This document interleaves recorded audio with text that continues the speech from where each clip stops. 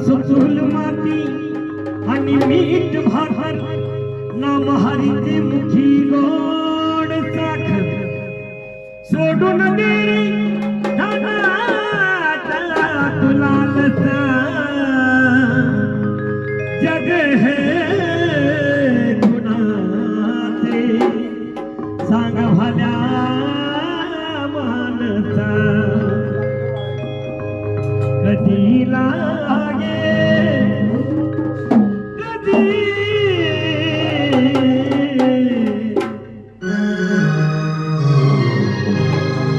कधी लागे